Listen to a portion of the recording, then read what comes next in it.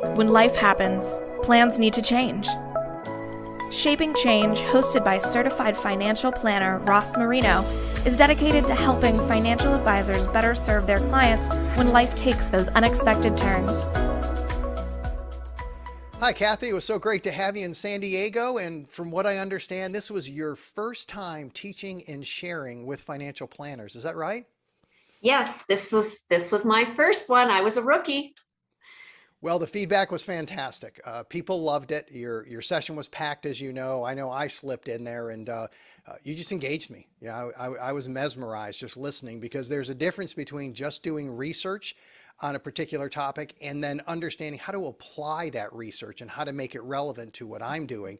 And I thought it was fantastic. So there was a lot of feedback that was positive. I know the advisors and attendants got a lot out of it. How about if we start off with one takeaway? What do you think really resonated with the advisors? Well, thank you for that, Ross. But what I really think resonated with them is to really look at their language and their communication of how they're speaking with widows and even with clients who are getting a health diagnosis. Because I touched on a little bit of anticipatory grief where even though the loss hasn't happened, your clients are going through a lot of those phases, and to really learn how to connect, what to say, what to ask that is truly supportive. I felt that was a strong takeaway. Another area where I felt that was helpful to them is we talked a little bit about unconscious bias towards death and grief, and learning that if someone was 90 and had a wonderful life and passed versus a 40-year-old who got diagnosed with cancer, it's still loss and grief. And as an advisor, there's no degree of level of loss and grief, and to really keep that part out of the conversation. That was key. Another area that we addressed, and Carolyn Moore really supported this up with research, was that the grief fog or brain fog that really affects grievers and affects the cognitive functioning, it lasts up to 2 years with many widows. Wow. And so to look at the volume of tasks and decisions that they have to do that first year, it really changes your perspective from an advisor's point of view, and to prepare up front and to get as many of these things done sooner before the death happens. I remember hearing about the fog, and I've understood and learned about decision fatigue. And I know it's a real thing. And a turning point for me was when I went through it. My wife had a heart attack, and I was in and out of the hospital, going back and forth, ICU, trying to do different things. And then I realized a week or two later that there were conversations I had with people that I completely forgot about. I couldn't even pull the memory. I couldn't even recall it. And this is what caught me on that. I understand there's a fog. It's that I was conversing with people, maybe someone in the office, they're asking questions, I'm giving answers. They think that they're talking to somebody who's actually present, but I'm telling you, nobody was home. So I don't even remember the conversations. Fortunately, when they rehashed them with me, I answered correctly, which was great. But just realizing that even though we can have conversations with people while they're in a time of extreme stress and grief, and we think that we're communicating with them, they're just often going through the motions. I mean, how do you approach that as a person when, even though they can respond to you, it's really tough. They just may not remember anything going on.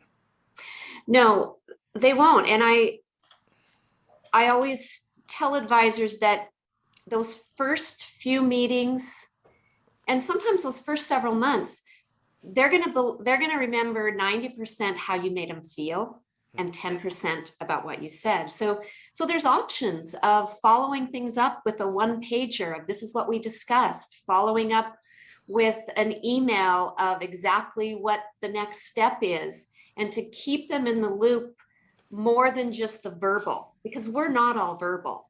And it's specifically in that cognitive stage, there's no way. that they're going to remember. And I've looked at a lot of issues where, the advisor really is the first one on the front lines. That's going to get the call. And the more you've prepared all of the paperwork, everything that needs to be organized, everything empathetically that needs to happen along the way in those first several months, is going to help that widowed client rely on you, because that rapport was already built prior. So there's so many facets of how to help and how to support. But the biggest thing was when they are in that freshness, when it just happened, those first few years, is to be a listener, listen to understand, empathy, finding the emotion rather than putting it in the context, and working with the family. And if you knew the family dynamics prior, that's always helpful. Yeah, that's great advice. So you also got to attend sessions. You did a lot of networking. I know you're engaged with lots of different people. What did you get out of the conference? Oh my gosh, Ross, this was a rock star conference. I loved it. I loved a couple takeaways. I loved rigorous empathy. That breakout session from Brian and Joy it was organized, it was grounded in theory, but it was so actionable. I mean, Joy gave us so many great action steps that really aligned with many of the things that I reinforced through grief. I love that one. I love the ones on caregiving and long-term care, of just the side of so many transitions that we're going to go through, and the caregiving piece. And it just tied so much into, we need to be talking and having so many more of these conversations with our clients. So those were my biggest takeaways. And it is consistent with some other people. First, the rigorous empathy was fantastic. I love that as well. It was so good to be in that. So I just was taking notes furiously. Great session. And the caregiving, that was Transamerica in the general session, who brought in a guest and did an interview. I'm not sure I've ever had more people personally come up to me at a conference and say how much they appreciated and enjoyed a particular session. And we've done a lot of large conferences. We've done a lot of meetings and events, over 1,000 since 2010. But this is by far the presentation I've received the most feedback from, which I think has to resonate with me and with you to help us understand that, yes, people get this because this is part of life. And even if it's not something we're comfortable talking about, we got to bring it up because everybody's dealing with it. Exactly. And even from what I speak to, and I help advisors with dealing with widowed clients, and the caregiving piece probably led up to that. But after, this widow is solo. And now who's going to take care of them? Even personally, I thought, well, who's going to take care of me from a widow's perspective? So it was so valuable. And they really helped with the language of how to talk with your clients and families. And that really is something that aligns with what I do. So I was very interested in other experts in this field. So glad that you were part of this year's conference, and hope to have you back next year and teaching and sharing and adding value to advisors. Oh, thank you so much, Ross. It was a privilege. Hi, Joy. So great to have you out at the conference. How are you doing today? I'm doing well. It was such a pleasure to join you. Thank you.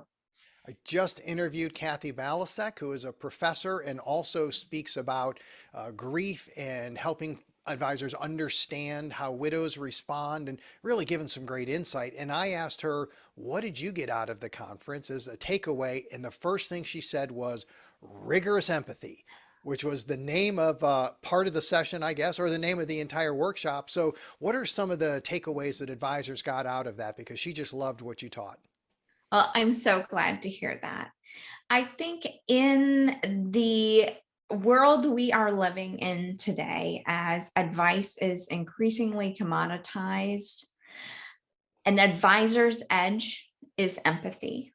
A relationship, that ability to connect with a client in a deep, meaningful way, is going to have a significant impact on an outcome.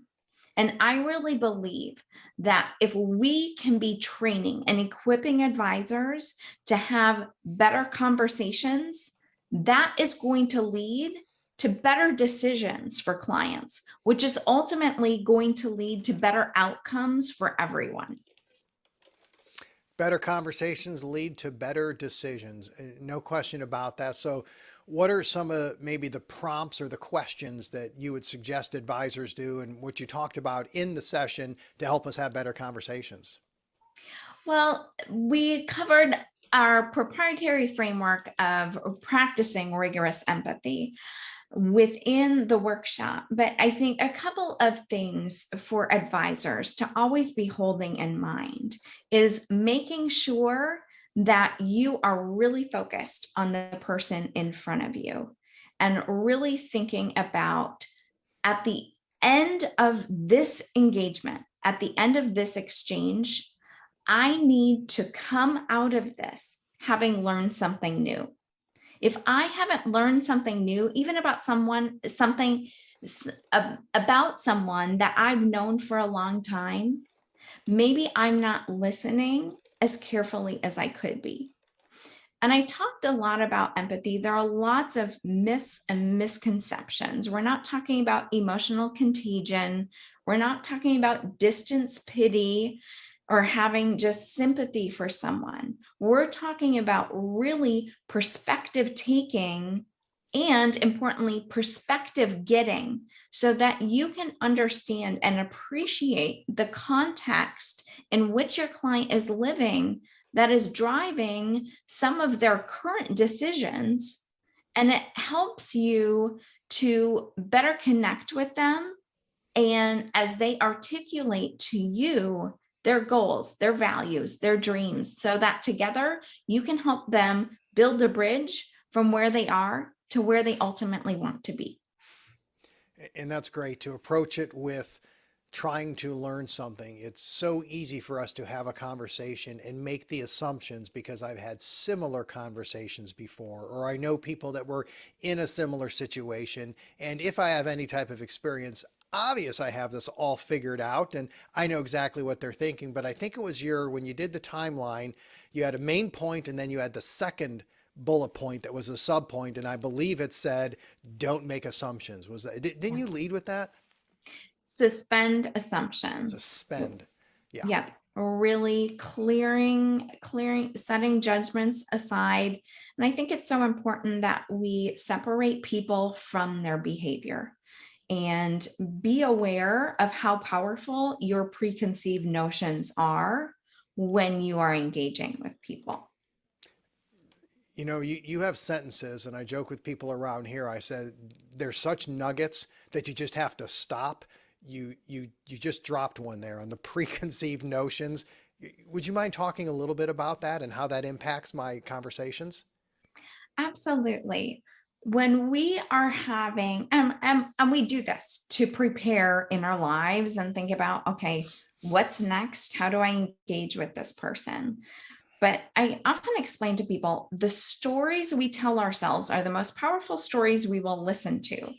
And when we are communicating with other people, the stories that we are telling ourselves can very subtly influence where we steer the conversation, the lens through which we are interpreting and seeing that person. So I think it's really important to set that aside and really become a student of the person who's right in front of you. It's such a challenge when you sit down in a conversation like that and to maybe tell myself up front, I have no idea what's going on. I don't know what they're thinking. I don't know what they're feeling, but I'm going to ask them and I'm going to try to listen. I think it was Neil in the Building the Behavioral Advisor program that said we as humans are prediction machines.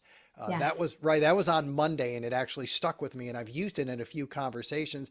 Is that part of the assumptions? Are we constantly in our brain connecting dots and saying, this is what's going on here? Yes. And on some level, we have to do that to survive. But I think it's so crucial that we have awareness that a lot of our predictions are false. And just having the humility to recognize that and know that, and having the willingness to set them aside. And importantly, say, okay, my prediction was wrong. My assumption was wrong. That's great advice. So you were there, you interacted with other people. I know you know a lot of the speakers. They've already mentioned you, so I know you had a lot of good conversations. Is there maybe a personal takeaway from the conference that you could share? Well, I think something that was just so striking to me is just the power and importance of community. Something, I'm a clinical psychologist by trade. So I think something that often doesn't get enough airtime in the advisor community is the well-being of the advisor themselves. Advisors are faced with different kind of challenges, and we have all been humans who over the course of the last 2 years have gone through incredibly difficult things. But if you think about the job of an advisor, you've also had to hold space and provide care and comfort and information and reassurance to people who have gone through a lot of volatility and a lot of difficulty themselves. And it can be difficult being on the receiving end of that. So it was just so heartening for me to see the connection among participants. And I think, something I explained to people about trauma, and we can look back at the last 2 years, we've all lived through various sorts of trauma. Everyone's journey has been very individual, and we're all coming out of this in different places. But I explained to people that healing and recovery happens in that space afterwards.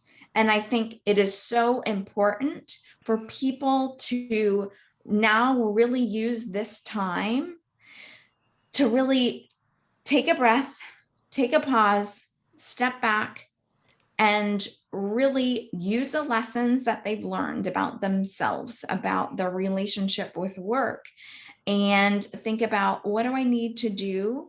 What do I want to do differently going forward? And how can I really be caring for myself? And I really believe relationships make the world go round. So just seeing the community and the connection that happened as people were back in person again was beautiful. So thank you just to you and your team for just the outstanding job you did in facilitating that. Thanks so much. Dr. Joy Leary, appreciate you having you as part of the program. Look forward to seeing you next year. Thank you. Hi, Joanne. How was the San Diego conference? Hi, Ross. Nice to see you. It was fantastic. The weather was fabulous, but the group of folks that I met were just amazing. It was a great time. Well, you had a wonderful session, and what I love about some sessions is the speakers create time to make sure there's questions, and they encourage questions. And I know in your session, you had a really good question from someone that you had even an experience to share of, yeah, this is how it works. You think you could share that?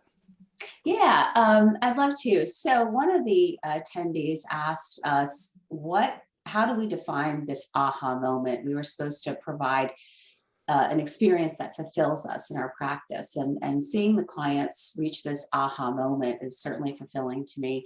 And I had an experience with a client who was, I was taking her through retirement transition and using some tools that I have with Money Quotient. And she was very resistant to even talking about it. And she said she took the tool, looked at it, and put it down. She came back a week later. She finally filled it out reluctantly, but she filled it out. We have our sessions, we're reviewing it, we're talking about it. And then as we're talking about it, her eyes are lighting up, and she's thinking about all these things that she would love to do during her retirement space that she's put off for years as she was caregiving for her mother, working full time. And it was as though she allowed herself the space and freedom to be able to live in this next chapter and to live creatively, but to live, to do things that speak to her inner joy. So that to me was just an amazing experience. When I listen to Amy Mullen presenting, I often have one takeaway that sticks in my brain with different sessions. And I remember during Amy's session hearing that the tools create prompts, and the prompts will then encourage a conversation. And someone asked, I'll probably bring this up when I interview Amy, but someone asked that, won't this stuff come up in the normal course of a conversation anyway? And then that person actually kind of smiled after they said that, thinking, you would think, but no, that's not how it works. You need the prompts, and in order for the prompts to be part of your process, you probably need some type of tool. So I think it works great, and it sounds like that's what the prompt did, and all of a sudden this person just opens up. That's just so cool. Any other neat takeaway you could add? I like the sort of our theme was this barbell approach to retirement, and one other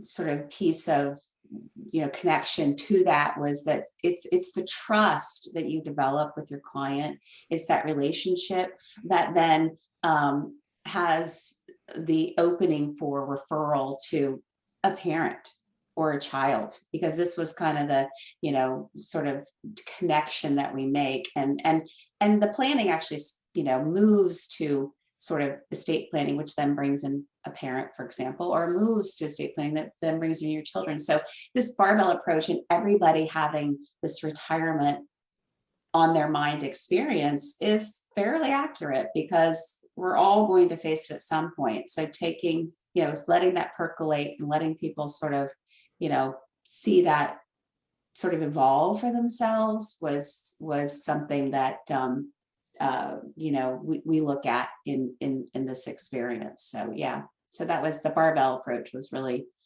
a focus of what we are doing.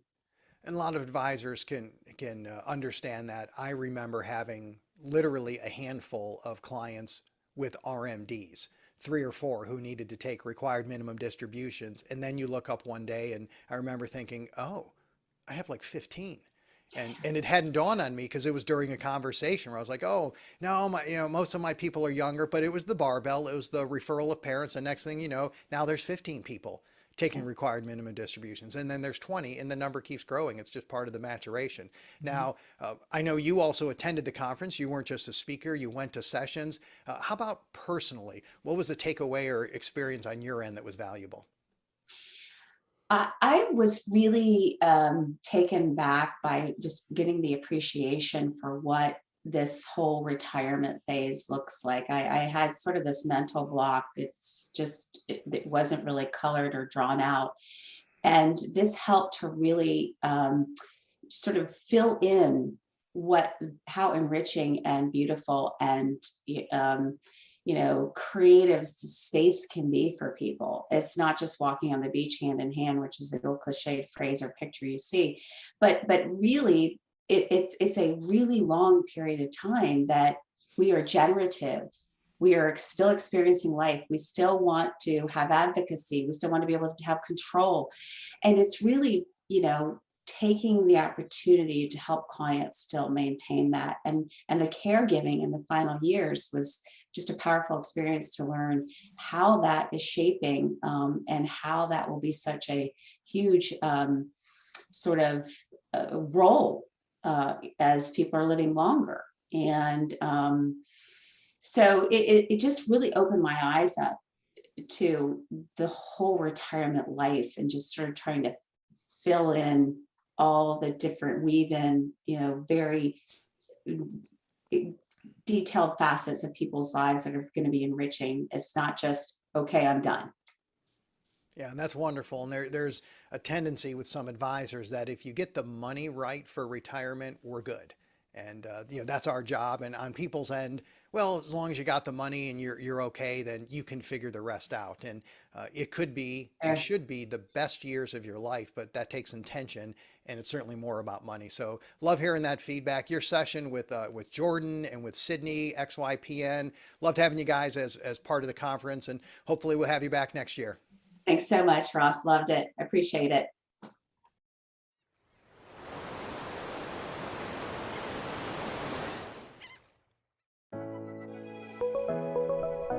Thank you for listening to Shaping Change with Ross Marino. This show is for general information purposes only and is not intended to provide recommendations or advice. Speak with a legal, tax, or financial advisor before making any decisions. Past performance references are historical and do not guarantee future results. Visit rlsummit.com to learn more.